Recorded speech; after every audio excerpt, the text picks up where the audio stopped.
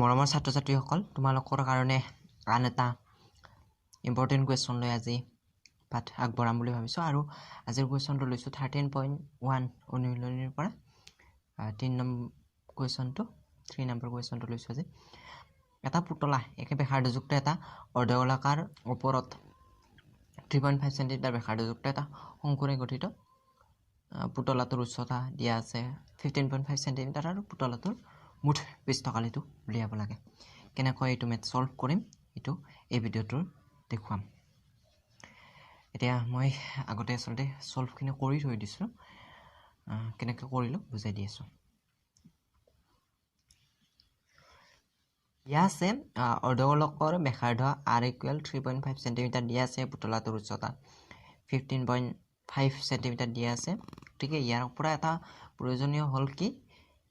শংকুটোৰ উচ্চতাটো উলিয়াই ল'ব লাগিব h = শংকুটোৰ উচ্চতা হ'ব কি গোটেইখিনিৰ পৰা অৰ্থাৎ গোটেইখিনি উচ্চতাটো দি আছে 15.5 সেন্টিমিটাৰ তাৰ পৰা ব্যাসাৰ্ধটোৱে তাৰ উচ্চতা হ'ব গতিকে বিয়োগ কৰি দিলে হ'ল 15.5 সেন্টিমিটাৰ মাইনাছ 3.5 সেন্টিমিটাৰ গতিকে -12 সেন্টিমিটাৰ আৰু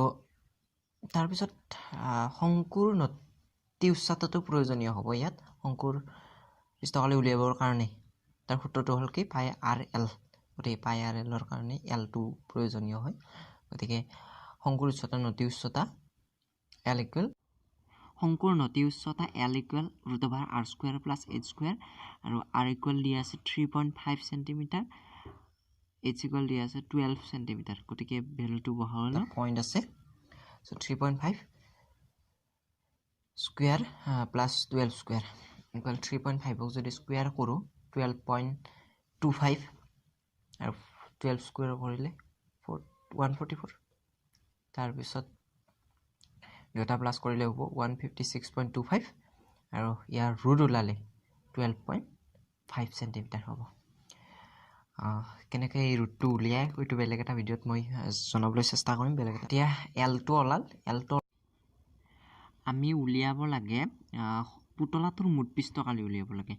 পুতলাৰ মুঠ পৃষ্ঠকালি সমান শংকুৰ বক্ৰপৃষ্ঠকালি যোগ অৰ্ধগোলকৰ বক্ৰপৃষ্ঠকালি গতিকে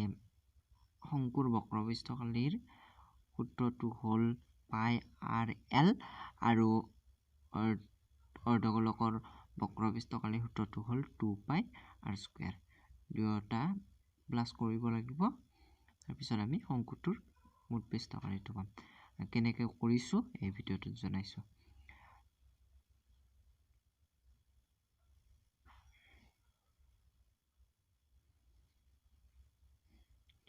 দুয়োটাৰ পৰা পাই r কমন ল'ব পাৰো